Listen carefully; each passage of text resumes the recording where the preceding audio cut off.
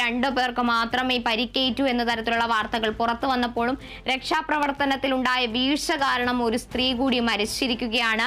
കോട്ടയം സ്വദേശിയാണ് ഇപ്പോൾ മരിച്ചിട്ടുള്ളത്. ഈ വാർത്തകളാണ് ഇപ്പോൾ പുറത്തു വരുന്നത്. കോട്ടയം സ്വദേശിയായ ബിന്ദുവാണ് മരിച്ചത്. മെഡിക്കൽ കോളേജിന്റെ 14ാമത്തെ വാർഡിന് സമീപമുള്ള കെട്ടിട ഭാഗമാണ് തകർന്നു വീണത്. മന്ത്രി VN വാസവൻ അതുപോലെ തന്നെ ആരോഗ്യമന്ത്രി വീണ ജോർജ് അടക്കമുള്ളവർ മെഡിക്കൽ കോളേജിൽ തുടരുകയാണ്. ഇവർ രക്ഷാപ്രവർത്തനം ഏകോപിപ്പിച്ചിട്ടും ബിന്ദു മരിക്കാൻ കാരണമായത് തന്നെ രക്ഷാപ്രവർത്തനത്തിനേറ്റ ഗുരുതര വീഴ്ച തന്നെയാണ്. 2.5 മണിക്കൂർ കുടുങ്ങിക്കിടക്കുന്നതിന് ശേഷമാണ് ബിന്ദുവിനെ കണ്ടെത്താനായത്. ഒടുവിൽ ഇപ്പോൾ മരണം സ്ഥിരീകരിക്കുന്നതും ഈ മെഡിക്കൽ കോളേജിലുണ്ടായ ഈ അപകടത്തിൽ ഒരു മരണം ഇപ്പോൾ സ്ഥിരീകരിക്കുകയാണ്. കോട്ടയം സ്വദേശിയായ ബിന്ദുവാണ് മരിച്ചത്.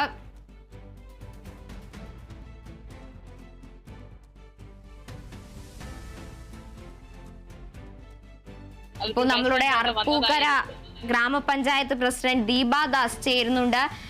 നമസ്കാരം ശ്രീ ദീപാദാസ്. ഏറ്റവും വേദനാജനകമായ ഒരു അവസ്ഥയാണ് ഇപ്പോൾ കോട്ടയം മെഡിക്കൽ കോളേജിൽ ഉണ്ടായിരിക്കുന്നത്. ഇപ്പോൾ ഒരു സ്ത്രീ കൂടി മരിച്ചിരിക്കുകയാണ്. കോട്ടയം സ്വദേശിയാണ് മരിച്ചിരിക്കുന്നത്. പറഞ്ഞോളൂ. അർപ്പൂക്കര ഗ്രാമപഞ്ചായത്ത് പ്രസിഡന്റ് ദീപ ജോസ് ആണ് സംസാരിക്കുന്നത്. ദൗർഭ്യമായ കാര്യമാണ് ഇവിടെ സംഭവിച്ചിരിക്കുന്നത്. കോട്ടയം മെഡിക്കൽ കോളേജില് ഇത് ഉപയോഗശൂന്യമായ കെട്ടിടമൊന്നുമല്ലായിരുന്നു. ഇവിടെ രോഗികൾ ഉണ്ടായിരുന്നു. അവരുടെ ബൈസ്റ്റാൻഡേഴ്സ് കുളിക്കാൻ കയറിയ സമയത്താണ് ഇങ്ങനെ ഒരു അപകടം ഉണ്ടായത്. ഇതിന് ഫിറ്റ്നസ് സർട്ടിഫിക്കറ്റ് ഒന്നും കൊടുക്കുന്നത് പഞ്ചായത്തിൽ നിന്നല്ല. അപ്പോൾ ഇതിന് ഒരു കുട്ടി കുളി കഴിഞ്ഞ് ഇറങ്ങി, അടുത്തയാൾ കുളി കഴിഞ്ഞ് ഇറങ്ങി. അപ്പോൾ ഈ ബിന്ദു എന്ന് പറയുന്ന വ്യക്തി കുളിക്കാൻ പോവുകയാണ് എന്ന് അടുത്ത ആൾക്കാരോട് പറഞ്ഞിട്ടാണ് പോയത്. അപ്പോൾ ഇപ്പം അപകടം പറ്റിയ അലീന എന്ന കുട്ടിയെ ഞാൻ കാശാട്ടിയിൽ സന്ദർശിച്ചിരുന്നു. ആ കുട്ടികളുടെ ശരീരത്തിന് പല ഭാഗത്തും മുറിവുകളുള്ള ശ്രദ്ധയപ്പെട്ടിരുന്നു.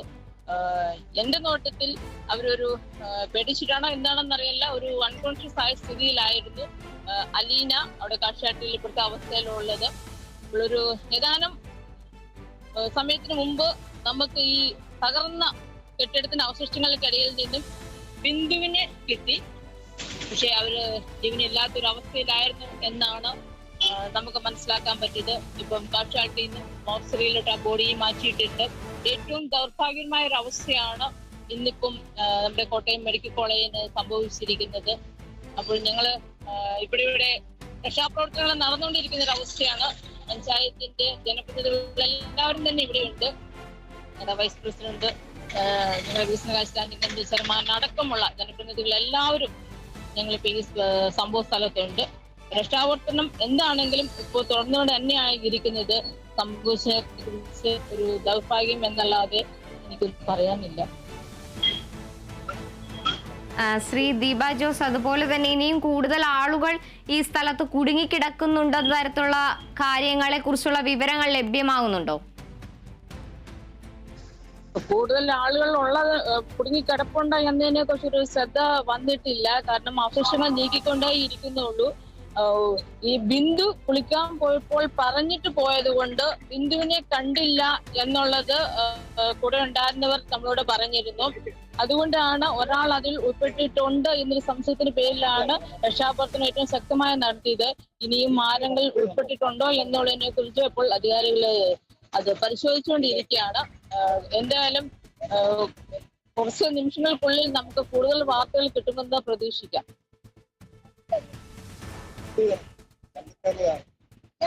അതുപോലെ തന്നെ മന്ത്രി അടക്കമുള്ള ആൾക്കാർ പറഞ്ഞിരുന്നു ഇത് കാലപ്പഴക്കമുള്ള ഒരു കെട്ടിടമാണ്, അതുകൊണ്ടാണ് ഇത്തരത്തിലൊരു അപകടം ഉണ്ടായത് എന്ന് പറഞ്ഞിരുന്നു. എന്നാലും ഇപ്പോഴും അവിടെ ആളുകൾ ഉണ്ടായിരുന്നത് ഒരു ഗുരുതര വീഴ്ച തന്നെയല്ലേ?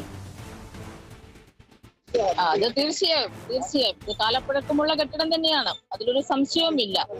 മാത്രമല്ല ഇപ്പോഴും ആ ചുറ്റുവട്ടത്തോട്ട് ആൾക്കാർ പോകാൻ പറ്റാത്തൊരവസ്ഥയാണ്. കാരണം പല ഭാഗങ്ങളും ഇടിഞ്ഞ് താഴോട്ട് എപ്പോൾ വേണമെങ്കിലും വീഴാവുന്ന ഒരു അവസ്ഥയിലാണ് നിൽക്കുന്നത്.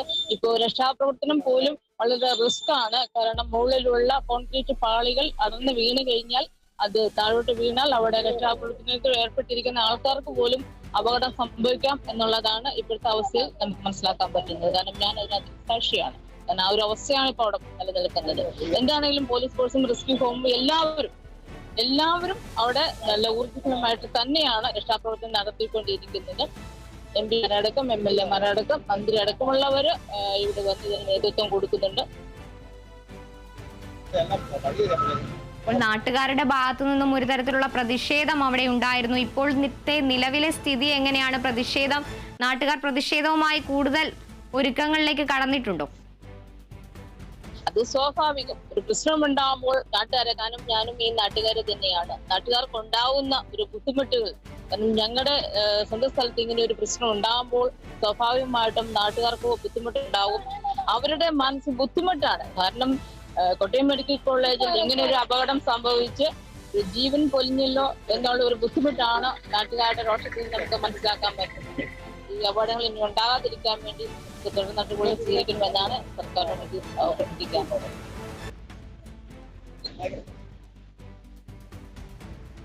ഈ മരിച്ച ബിന്ദു മരിക്കാനിടയായ കാരണം തന്നെ 2 മണിക്കൂറോളം രക്ഷാപ്രവർത്തനം വൈകിയത് അതൊരു ഗുരുതര വീഴ്ച തന്നെയാണെന്നല്ലേ കരുതേണ്ടത്?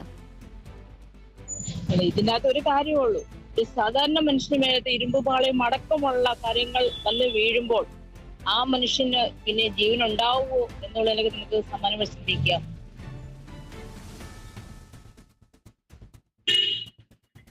ശരി, ശ്രീ ദീപ ജോസ്, അർപ്പൂക്കര പഞ്ചായത്ത് പ്രസിഡന്റായ ദീപ ജോസ് ആണ് ഇപ്പോൾ അവിടെ നിന്നുമുള്ള തത്സമയ വിവരങ്ങൾ നമുക്ക് കൈമാറിയത്. കോട്ടയം മെഡിക്കൽ കോളേജിലെ കെട്ടിടം തകർന്നു വീണ ഒരു സ്ത്രീ, കോട്ടയം സ്വദേശിയായ ബിന്ദു മരിച്ചിരിക്കുന്നു എന്നതാണ് ഏറ്റവും വേദനാജനകമായ ഒരു വിവരം ഇപ്പോൾ പുറത്തു വന്നുകൊണ്ടിരിക്കുന്നത്. കൂടുതൽ വിവരങ്ങളുമായി ആന്റണി ജിസ്റ്റോർ ചേരുന്നുണ്ട്.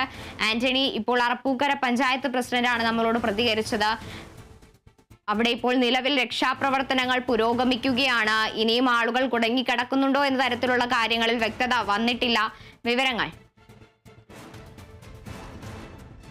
തീർച്ചയായും ഇപ്പോൾ നമ്മോടടുത്ത് ആർപ്പൂക്കര പഞ്ചായത്ത് പ്രസിഡന്റ് പറഞ്ഞതുപോലെ തന്നെ ഏറ്റവും പ്രധാനപ്പെട്ട ഒരു കാര്യമെന്ന് പറയുന്നത് ഈ ബിന്ദു